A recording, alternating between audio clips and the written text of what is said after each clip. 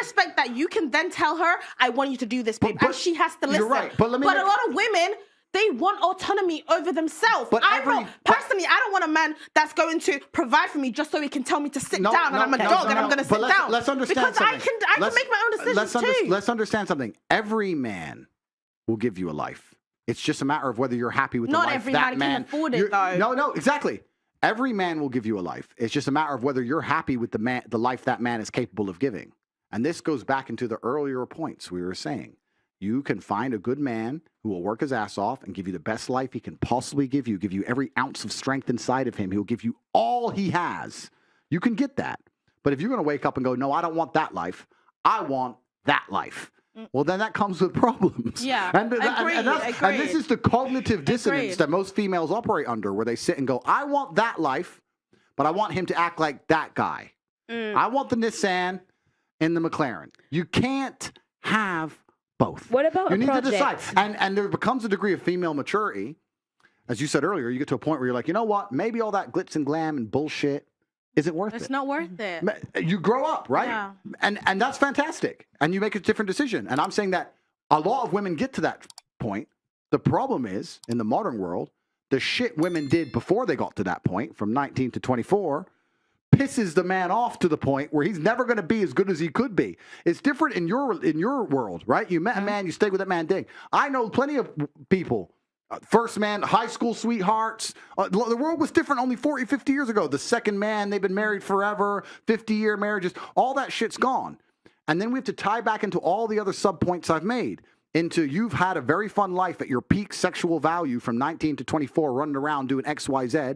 Now you're with this guy who can't give you the life he knows you've already lived. Part of him feels inferior. His status is damaged because all the shit you did is on Instagram and he ain't the one who gave it to you. And now you're expecting a whole bunch of crap out of him. And now when he comes and works his ass off and manages to save up and buy a BMW and picks you up, hey, I got a BMW, you go, yeah, I like Mercedes. And this is the point you're missing. It's not about the fucking car. It's about something larger than that. It's about making him feel like he's a man again and that he's in charge. A woman shouldn't have to make a man feel like a man. You're sitting here going, I'm an autonomous female. I can fucking like that. But what are you doing? You're damaging the psyche of the man who's trying to love you. Is it worth it for a fucking car? What do you mean by loving? Can we break it down? Can we break it down? Does loving mean that you listen to what I have to say and also think about what I want and not just what you want? Is that what loving means? If that's it, I can subscribe to that. But I'm not going to subscribe to sit down and you have to sit down. It's not about that. I'm a grown-ass woman. I pay my own bills and you're going to tell me what to do? That's fine.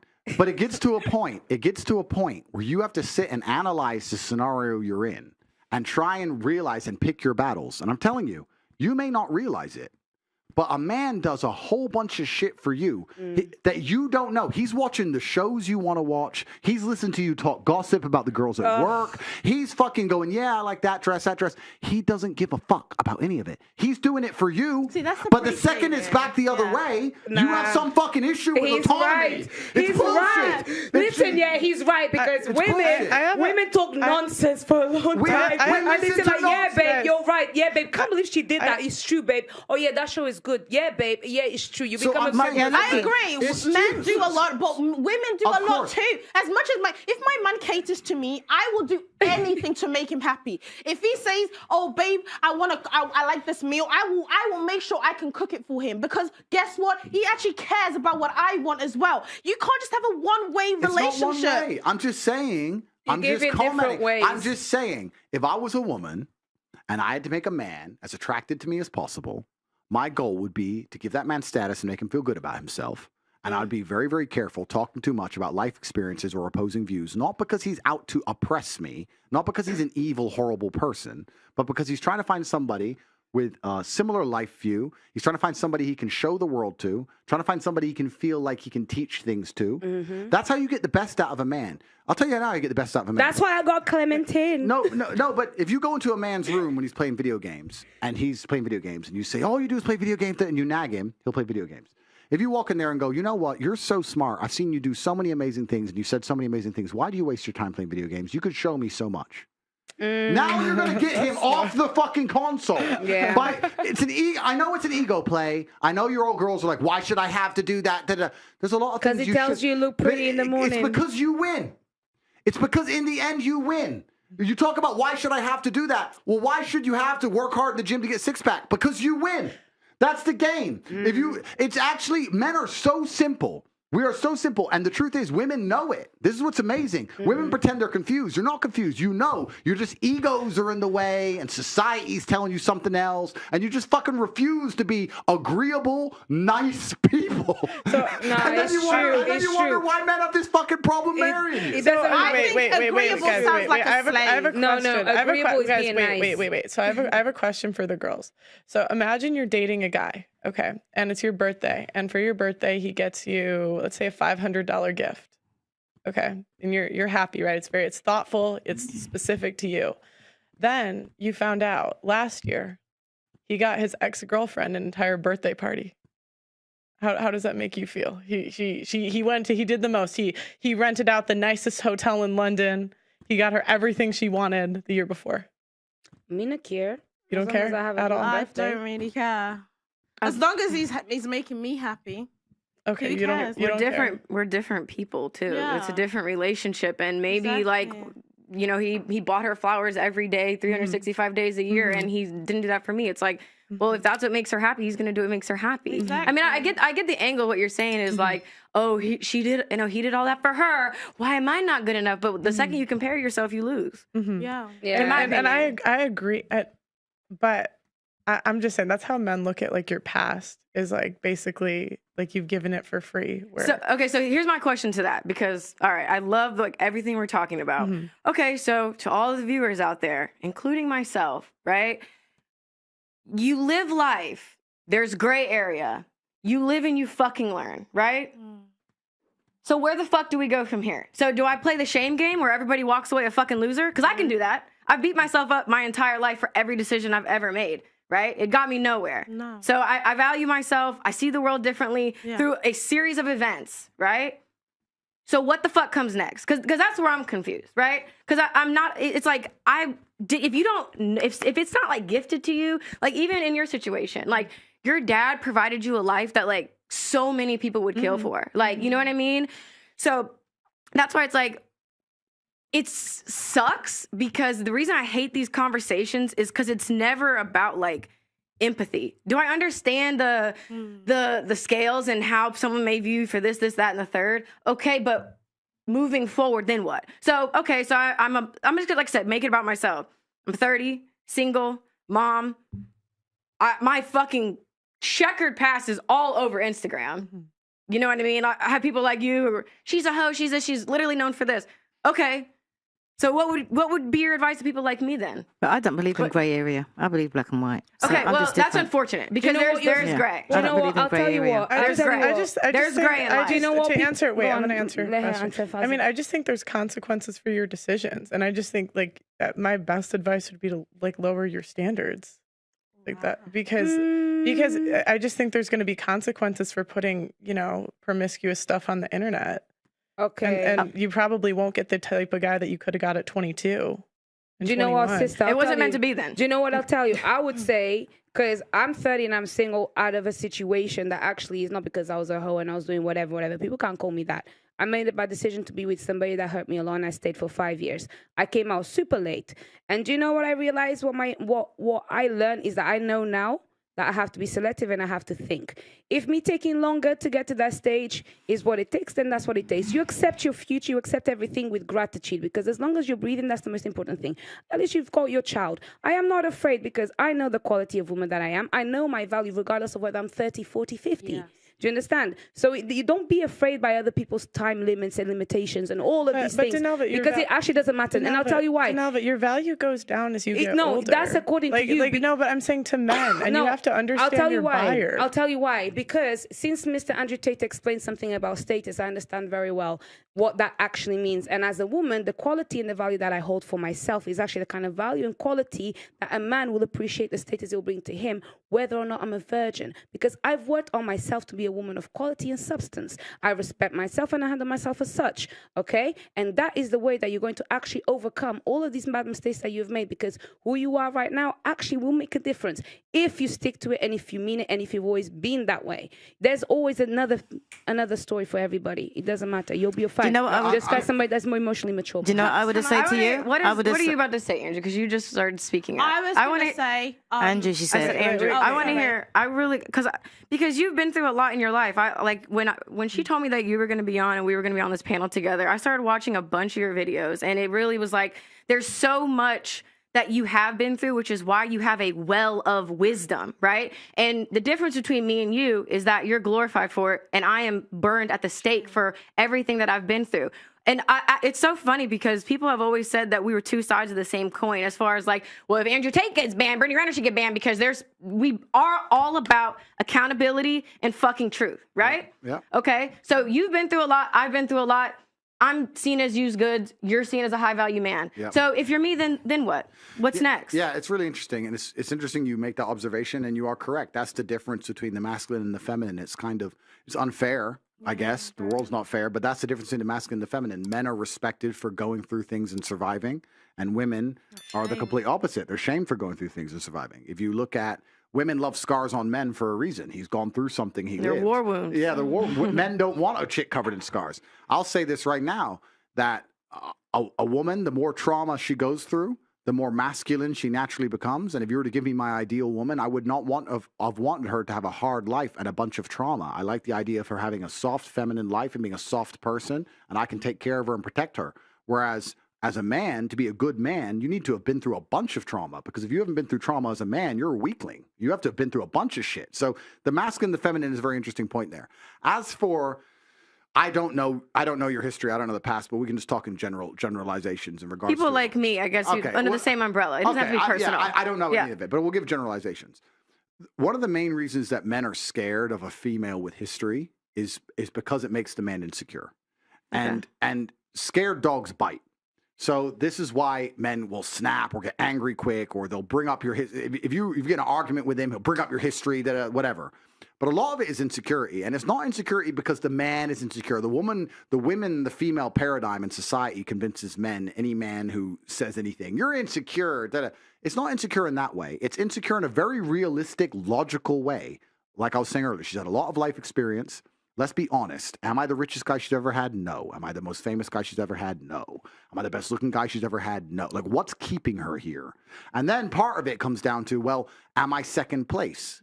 If she could do better, would she do better? Like, there's a whole bunch of insecurity involved. And that's where tiny things, like I know it sounds like dumb shit, tiny things about the favorite car brand become more important than ever, right? It's your job as a woman, regardless of how much sexual history you've had or what guy you're with, etc. It's your job as a woman to make your man feel secure in the fact and make him feel like a man, like Auntie was saying, make him feel like the man no matter what he does, so that he feels like you really truly believe he's the best choice for you on the planet. That's your job to do. Now, if you've had a checkered past, that's perhaps more difficult. You need to be more tactful with it, more tactical about it. But you have to achieve the same result. You have to do the exact same thing, right? So, yeah. It's easy for me if I get a 21-year-old virgin from some village in Slovakia and I'm multimillionaire Andrew Tate. Of course, it's a very easy. She's never had better. She'll never get better. She's never been anywhere. Boom, boom, easy one, right? But like you said, the world's not so idealistic. The reality is that people have had relationships, et cetera, et cetera. But a man is happiest in the relationship when he feels like man of the house and when he truly feels like you believe he's the best man that you could possibly ever get and have ever gotten. Because a man is jealous. I'll tell you something. I used to say this to girls as like a joke. And I used to say, truth and jest. I used to say, no, but I say it's a joke. I say, you cheated on me before I met you. And she'd be like, what do you mean? I didn't even know you. It's like, yeah, you fucked that guy before I even knew you. You cheated on me. And they used to laugh, whatever. But that's how men think. That's the male mind. Like, I love you. And you've been fucked by who? But I didn't know you. I don't care if you knew me. You should have waited. What do you mean? But that's the male mind. So he is in competition with all of your exes and all of your lifestyle and all the things you've done permanently. And it's down to you as a woman to sit there and go, how do I make him secure in himself and secure in his masculinity and make him believe that investing in me is still worthwhile because I still truly value him? despite the fact that I could do X, Y, Z. I hope that gives some clarity, but that's the answer. So how Do you know what I would have said? I would have said, or for anybody in that situation, come off social media and just raise your child. So the person who meets you's got nothing to. But I never knew you. I never knew who you were because I've never heard of you before. So when I spoke to you, but the way you're saying like what's on the internet, let me just say, you're a nicer person than what you sound like what you perceive to be. Mm-hmm. Like you were saying, oh, that Pearl's got, oh, there, she's a whore, and I've heard the name, but I don't know anything about you. And I was saying that if you didn't have nothing on social media about your checkered past, and you met somebody the same way how I met you and I conversed and I got to know you, is the same way that they would. Yeah, and it is interesting, and it's also back to the masculine and feminine, right? Because I'm all over the internet, and supposedly I'm misogynist and I'm evil and all this crap, right? But if I meet a girl, even if she disagrees with me, in fact, I'll say this, I've never, ever met a single female who's ever come up to me and disagreed with me. Every woman comes up to me and loves what I says. But let's imagine I met this imaginary girl and she was sitting with me. And if I were to have a 10-minute conversation with her, by the time I explain the level to which they tried to destroy me, how they tried to freeze all my bank accounts, raise illegal charges against me, put me in jail for things I didn't do, put a travel ban, take my passport, all this garbage. By the time I explain how hard they tried to hurt me and failed, she'll want me.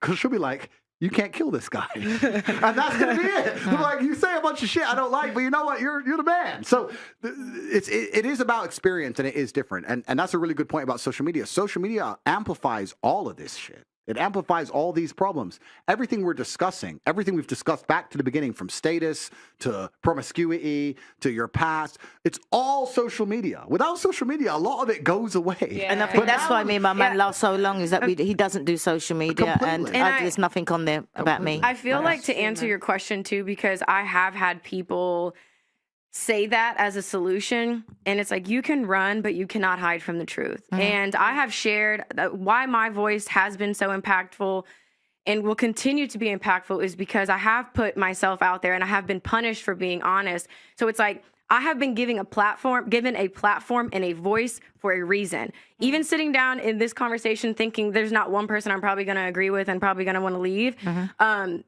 I've been called here for a reason. So it's like, I can't go against what is in my heart and what I am coded to be. And that's why I feel like it's important for me to sit here and represent people who feel like me, because it's like, I don't want to say I don't even want to say that.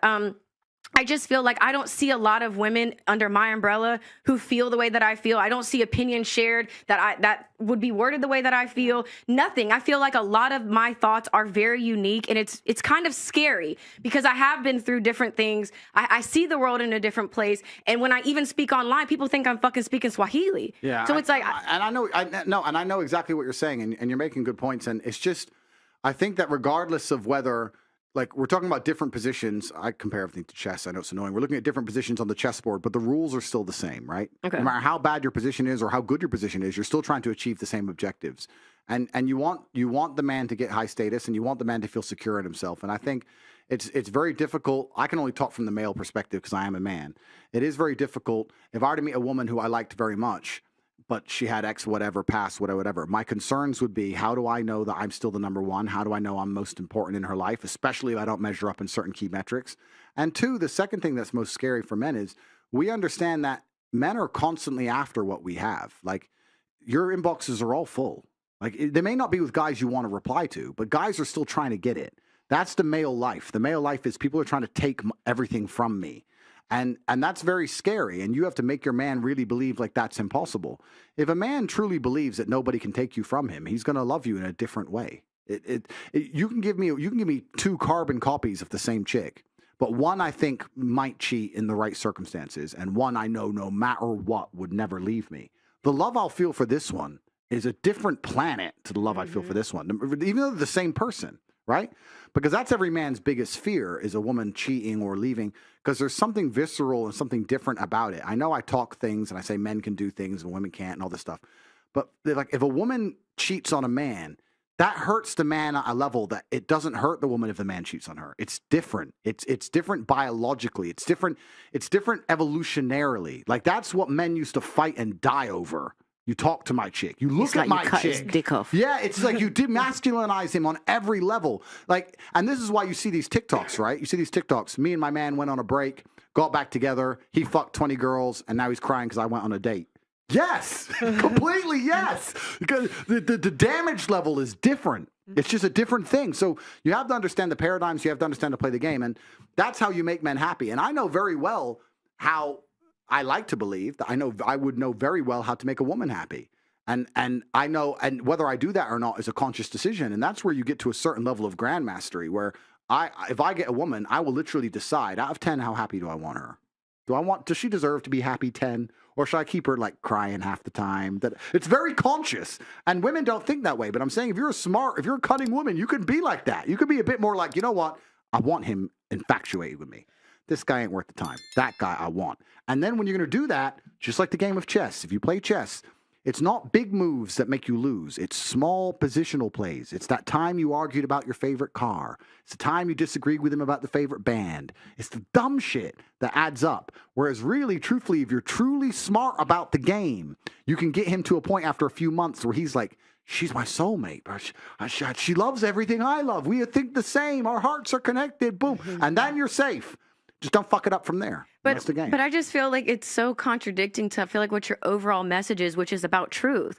So it's like if my truth, like if it can be destroyed by the truth, it should be destroyed by the truth. So that's what I'm trying to figure out. Like why it's really mind-boggling to me because I feel like how could you even be mentally, emotionally, sexually stimulated by a woman who is just agreeable and it just doesn't have her own mind. I just don't see that. That is exactly what every man wants. We don't want you to be complete robots. We're not saying we can't have a joke with you. We can't say we can't have a laugh with you. We're not saying you can't have a personality. But when it comes to things like agreement, there is not a single man in the world who's going to say, she's too agreeable. She just agrees with me on it. She agrees with me on all the important things in my life. She's too agreeable. I want someone else.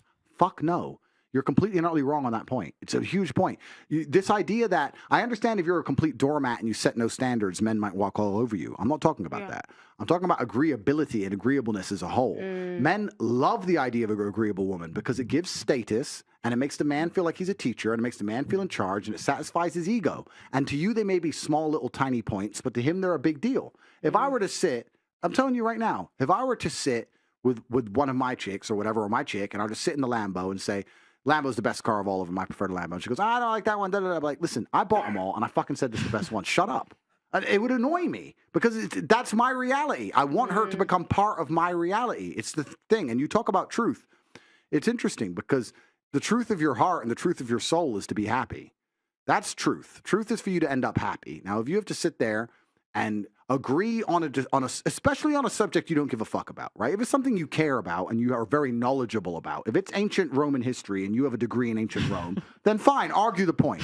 But if it's cars or something you don't even give a shit about, you're missing the chance to get points on the scoreboard, an easy free throw, and you're just fucking it up going, why? What? The truth is just play the game and win. That's the truth. Andrew could be the best female dating. Or just learn a couple of words like how many talks, horsepower. Yeah, just throw some words in like how much horsepower has it got? That's it. Tate, with all due respect, not all men are like that. Some men respect a woman that has her own mind. I know you and the type of men that you're speaking on behalf of. Let me tell you something. Like a woman that I understand. will just be so agreeable to everything he says. But like I've dated men that just respect that I can make decisions and will actually submissive women have their own mind.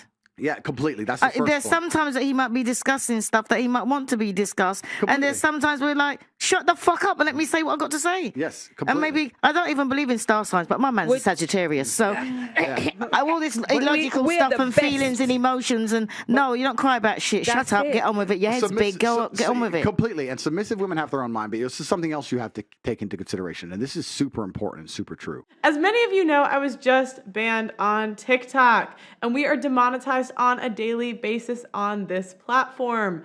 If you want to help, please consider sending a super thanks below. Every donation helps and it helps make what we do possible.